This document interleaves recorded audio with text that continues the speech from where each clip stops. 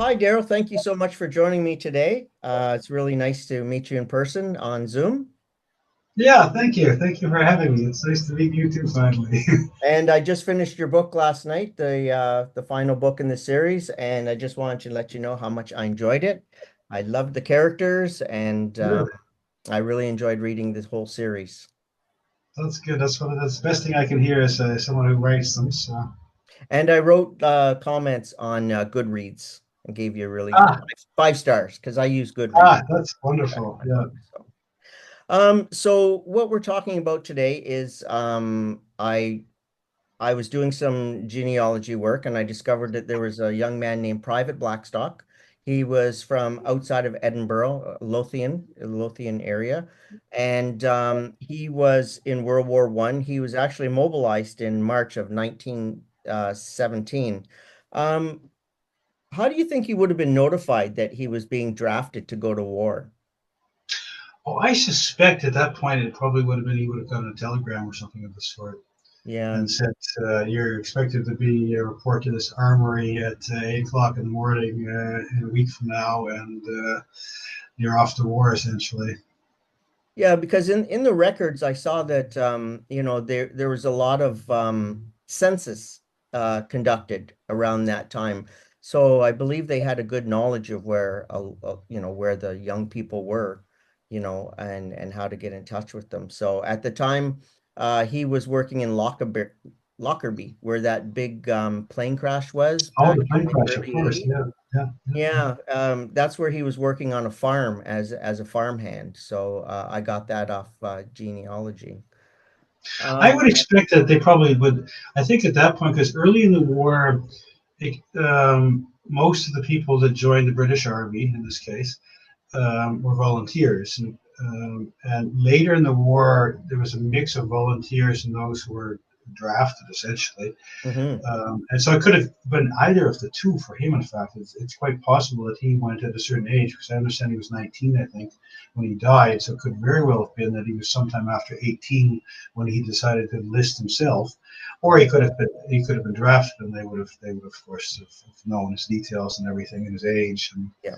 and said, "Come to the army."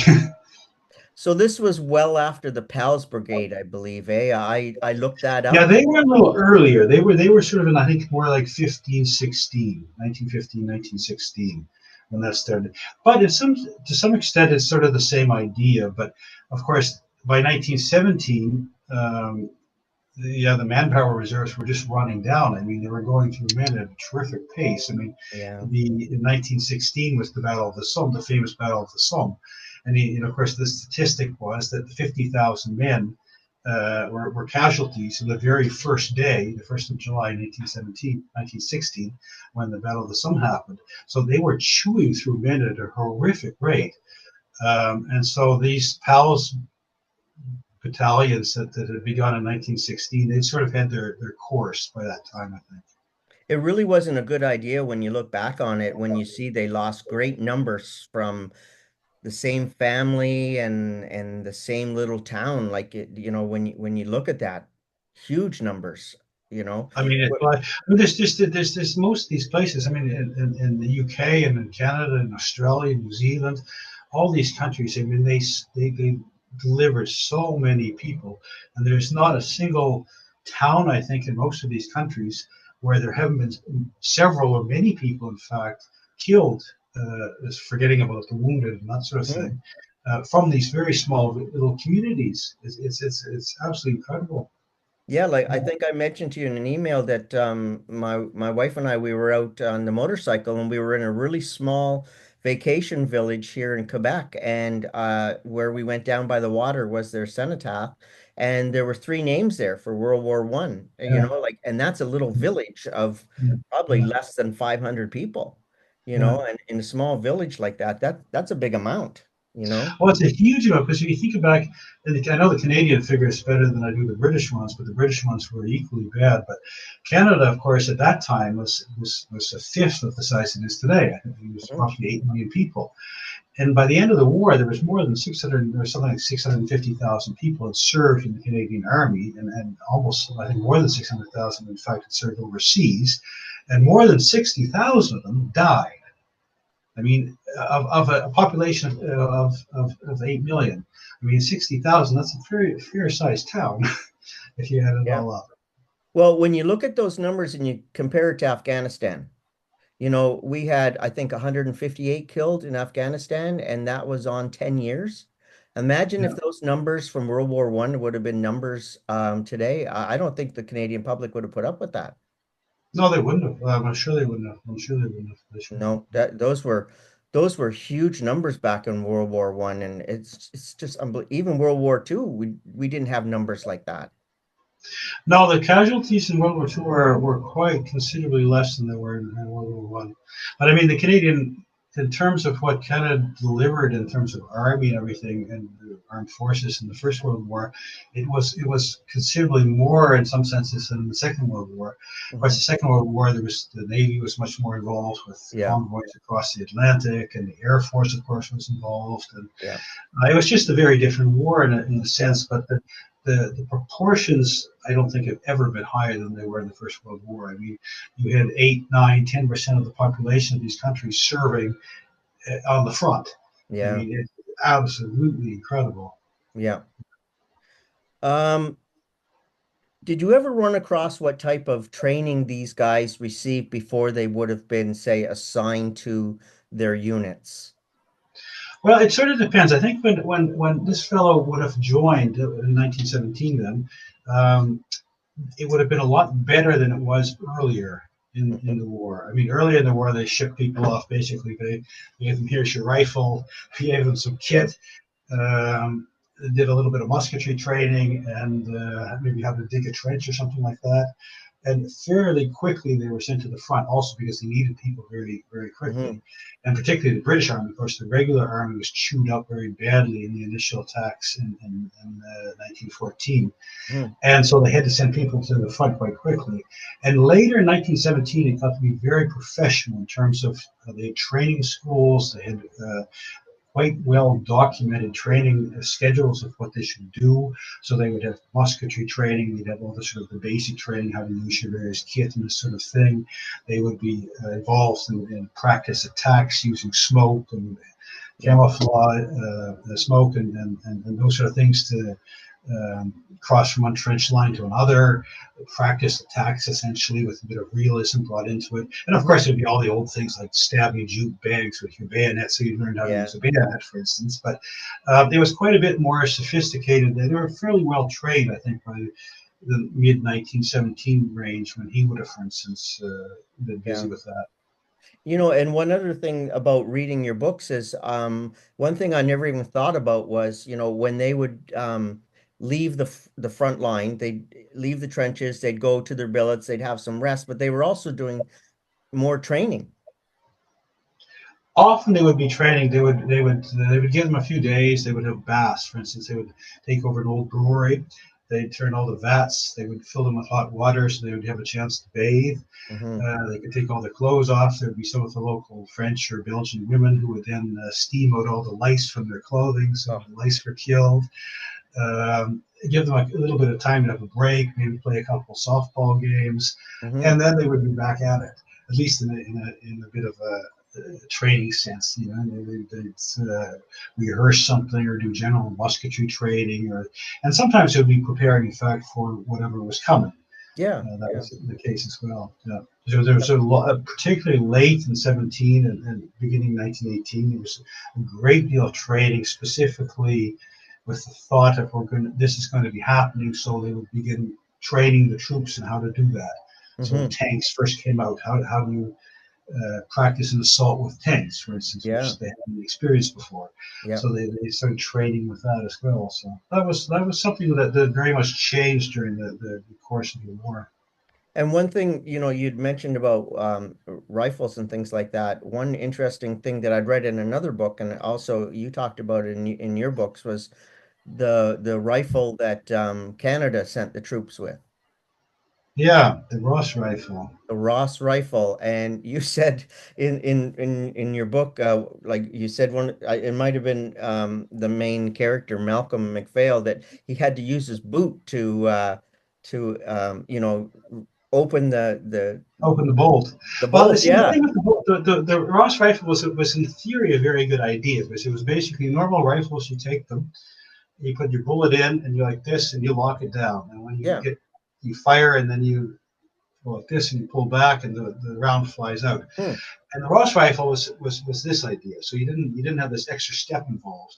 And the thinking was, of course, it would make it much faster to fire, which it would Hmm. be. I mean, you didn't have automatic rifles in World War One, and so this would be a big step upwards. And the Ross rifle was a very accurate weapon. So even later in the war, it was used by marksmen and snipers, for instance, because it was a lot longer than the standard of the Enfield, which was used, Hmm. and it was a very accurate weapon. But the problem was it got jammed, and we often said, well, their ammunition wasn't quite right to be using with the rifle, but that was the basically its flaw was that very quickly it would get jammed and you couldn't eject or even push in the bullet that you wanted to put into the barrel. And so they would have to, in fact, they would do this. They would take the thing down and they put the gun on the ground with the butt against the ground, and they would use their foot Hmm. to Wow. push it, pull open the bolt and get out the old cartridge, which is absolutely incredible. And you can imagine it's not Gosh. an easy way to fight a battle. Yeah.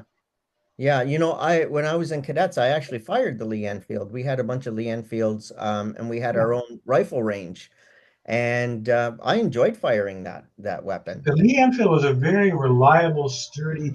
The Ross, I think, was a better weapon in terms of for its use as for the marksman and that sort of thing. But the Lee Enfield was a very reliable, sturdy, go anywhere, do anything sort of rifle. And I don't know what you had a short Lee Enfield, which was often used in World War One. The idea of short and long, the short being simply shorter, and that was Hmm. because they were in the confines of a trench. You Yeah. don't want a huge long barrel sticking out in front of you, Yeah. essentially. So, Yeah. Um, so Private Blackstock, do you think he would have been because he was in the 12th Battalion of the Royal Scots? And when I looked that up, it said that it was like a service battalion. And when I think of service battalion, I think of modern day, the cooks, the stewards, the supply, sure. here ammunition carriers, stretcher bearers, first aiders, things like that. So do you think he would have been assigned a job like that or because he was in the service battalion, or do you think he might have just been an infantier? Well, from what I understood, what I gathered is he was assigned he was at C company. At least that's what I was able Yeah, to find from yeah. the Commonwealth Graves Commission, and that basically in a rifle battalion you have four companies. You have A, B, C, and D, and those are rifle companies. And then you have a battalion headquarters and support staff and that sort of thing. So the fact that he was in C company suggests to me that he was just a pure rifleman. Okay. Also, the service battalion, this was sort of a curious concept, which I had to look up, in fact, because the Canadian Army didn't have anything of this sort. This was Mhm. something unique to the British Army. And what it was essentially was it was a distinction between the regular army units that began the war. He was in the Royal Scots, so the Royal Mhm. Scots had a number of battalions that were fell Mhm. under them. They had all numbers, of course. And as they added battalions during the course of the war under the name of the Royal Scots, they knew that some of these men would be serving in the war, but then once the war was over, the battalion would basically be gone. So Mhm. this was sort of the idea of service. So in fact, it has nothing to do with the service corps Mm, and that sort of thing that you would gotcha. expect, which in fact is usually the case. Yeah. See, I'm thinking modern times when it was actually, Well, over even in 100 World War years II, that ago. was the case. I mean, they had a Royal Army Service Corps, the Royal Canadian Army Service Corps, and even in the First World War, they had service units as well. But I don't know. That's what the British came up with. Yeah, yeah. Well, they've been doing it for a long time, and Yeah. Um, also in your series of books, you mentioned naval gunfire support from the Royal Navy. I know we talked about this a little bit. Um, so when I was thinking of that, when I thought, maybe the ships would have been close, but they didn't have the range to reach some of those battlegrounds to provide support. So can you just go over what we discussed earlier about what you think these naval support were doing? Well, basically, the Navy was involved along the coast. I mean, the Western Front basically started, if you will, on the Franco-Belgian border, Hmm. adjoining the Channel coast. And so, at the very point where the front met the channel, there was some possibility for ships, for instance, to use gunfire to affect the front. But there was not much in the way of battles. And the big battles that did happen were something like 40, 50 kilometers inland, which was simply far too far for a Yeah, naval gun yeah. to fire.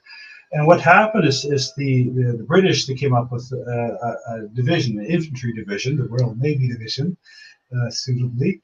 And that was basically a result of having reserves over that they couldn't employ on ships. And so, therefore, they put them into an infantry role, desperately needing infantry. So, they put the wannabe sailors into uniforms with the rifles and sent them basically along with the rest of the army inland to fight battles. So, they were with the Canadians, for instance, at Passchendaele, they were at Gallipoli, they were all over the place, in fact. Uh, but serving basically as infantry, in fact. Yeah. And that's not uncommon for today because I had a lot of people that I know that I'd served with and sailed with that went to Afghanistan that were hard sea trades, sonarmen, Really? sonarmen, electronic warfare operators, They were sent to Afghanistan? yeah, they went to That Afghanistan. surprises me. Yeah, no, and they were at those FOBs, forward operating bases, where they were put out there to man them, and they were there for months at a time. And Wow. yeah, I know a few of them that went through Petawawa for their training because they were doing most of their training down in Texas with the United States Army, I believe. And then they'd come back and their leave and stuff, and then they'd deploy. And so, like a couple of guys I had coffee with were telling me, boy, this was close quarters drilled with live bullets, So, yeah, yeah. And I don't think they stayed in. I think they got out fairly quickly after they got back. Um, Yeah, just before I retired, they were looking for somebody my rank to go to Afghanistan, and I was getting out, and I didn't go. I'm kind of glad I didn't go because to me, I mean, the guys did their best. They fought for their country. They tried to make the lives of people better, but now you see in the news that women aren't even allowed to talk to each other there now, in Afghanistan. So it went right back to the primal way they were living, and it's terrible. yeah. They tried so hard to help them, and they just went back. Yeah, So it's frustrating. Yeah. yeah, yeah, very frustrating, and I'm sure those guys in World War One were frustrating too. Like, in your books, you mentioned how, some of them they might do battle and only gain yards, but they lost, lives gaining those yards, and then they might leave those, not keep it, and it seems like it was such a waste. Uh, Yeah. Well, that's sort of the traditional picture of World War One, and there's this traditional picture for a reason. I mean, there's some truth to it. I mean, some of these battles that were involved in, the Battle of Passchendaele, the Third Battle of Ypres. The Canadians were involved in that, and General Currie at the beginning of this battle said that he estimated he would lose 16,000 men to do it, and he was given the orders to do it anyhow. And this was after many, many, many thousands of Australians, British, and New Zealanders were already killed. mhm. And they managed to take it. And a little less than a year later, during the German spring offensives of 1918, which we'll probably talk about later as well, the British surrendered it, essentially. So this little blip on the map that had cost so many tens of thousands of lives killed, not Yeah, forgetting about all the wounded and that sort of thing, yeah, was given back within a question of months. So you sort of wonder what was the point of it all. yeah, What happened? Unfortunately, that sort of thing happened quite often. yeah. So Private Blackstock was killed on the 18th of April, 1918. So I know you've done August, some, I think you said, or not? what's that? 18th of August, I think you told me. Oh yes, I wrote it down here incorrectly. Sorry about that. It was 18th of August, 1918. Yeah. So what battle would he be involved in? Would have been involved in? Well, he came to the front basically when a little around the time of these German spring offensives, which I was talking about, which was in the Hmm. spring of 1918. And this is when the Germans were hoping to basically cut through the British lines somewhere on the long, long front. They basically Yeah. attacked along the entire front. With this is a curious story, with the one exception being the Canadian held territory around Vimy Ridge, which the Canadians had captured earlier the year before, and was held by them. And that was the only part of the British held line from the French part, lower in France, all the way up to the Belgian coast, which was held by the British, that wasn't attacked by the Germans. But he was in the area in the north, around the French border, around Belgium. And he was basically arrived at his division in April. This was basically when this big, huge attack from the Germans was happening. And the Germans at this point had launched an attack in the north, hoping to cut off part of the British army near Ypres, which is Hmm. in Belgium. Yeah. And they were hoping to basically sort of decapitate this little bulge at the top. And they were Hmm. making very good progress. So he was basically joined at a very bad time. They were able ultimately to stop this attack. He was sent into relief, and several months later, then was assigned to the front a little further to the south of this in France, and a place called Mayton, which is very close to the border. If you see a map of Hmm. Europe, you'll see the border of Belgium and France, and he was a little bit under the border. And here on the 18th of August, the British basically decided that they wanted to take this ridge that was held by the Germans, launched an attack. And from what I understand is that his battalion, the 12th Battalion, was to be employed as a carrying party. So there was a party that had gone in advance in an attack. They, of course, needed ammunition, they needed water, they needed kit, they needed all sorts of stuff. And so basically, the guys that do it were the other riflemen. Yeah. So they got all enlisted to bring supplies forward in the attack on this ridge.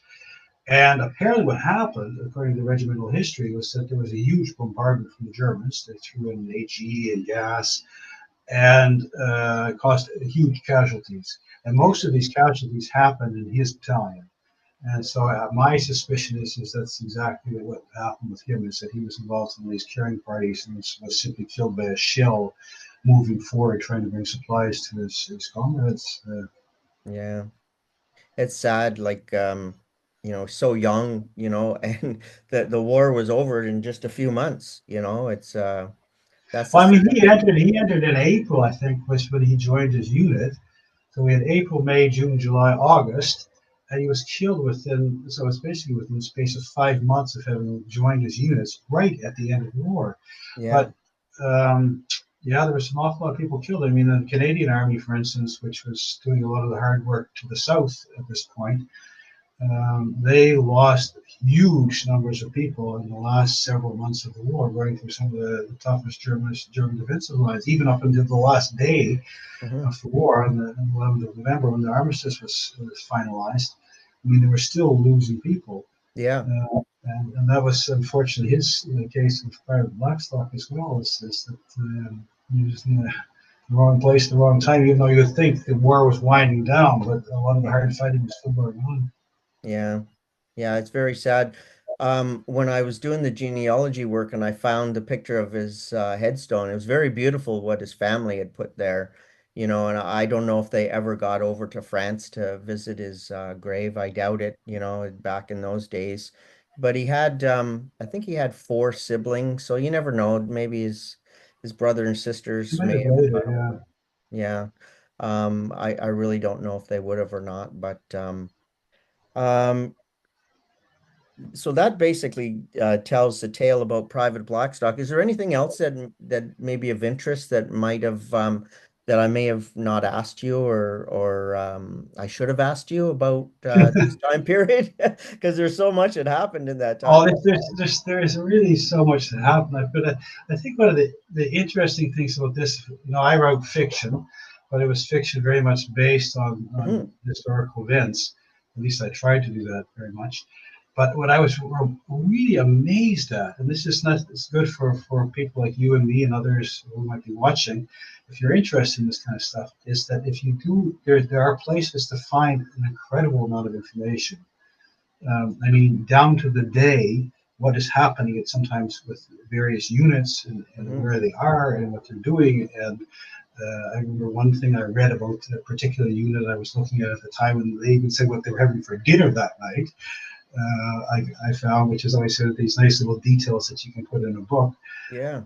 But you really, even you think sort of primitive times back more than 100 years ago now, but it's really quite remarkable what you can find in terms of information and how well documented it is.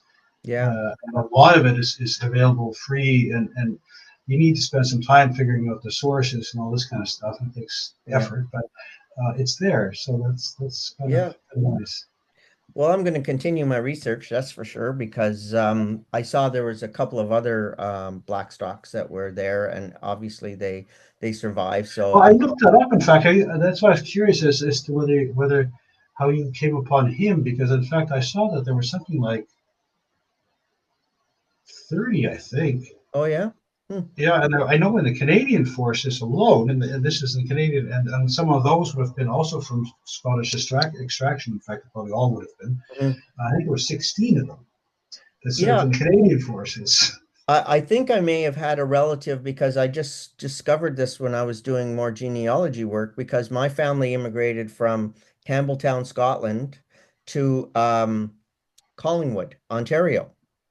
And so I've read a lot about that as well, and about the clearances, the Highland clearances, the Lowland clearances, and at that time they were offered land, but they, and a lot of time they were clearing them off the properties because they were crofts and they were rented property. So the owners wanted to put sheep on there and not, any other crops. Right. And then they had passage. A lot of times the landlords would pay for their passage to Canada, and I found that really interesting. And then they would they would get assigned land and that kind of stuff. So my family settled in Stayner and Collingwood, but there was a Blackstock from there. But the funny thing is my family never mentioned it at all. So it's Hmm. more research I have to do, which I'm interested in. So. Yeah. Well, this has been great. Thank you very much. I really appreciate it. It's been my pleasure. And I'm looking forward to reading your next book, The Red Badge Private. Is that what it is? The Red Patch Private. Yeah, that's the. If you're familiar with the Canadian Army, the Canadian Army takes great pride, or at least the first division of the Canadian Army takes great pride in the red patches which they have Yeah. on the side of their shoulder. Yep. And that came from something that happened in the Second World War. Or actually, they had red patches in the First World War, but they're sort of known as the Red Patch Devils. Some Germans called them that in the Second World War. So that is sort of the illusion behind the title of my book. Well, the ones in Petawawa, they have a green patch on their Well, shoulders. but that's a different division then. Yeah, Yeah. that would be the third division. Oh, yeah. Cool. Yeah. Okay. Well, thank you very much. And I really look forward to Most reading your book. welcome. Okay, thank you, Chris.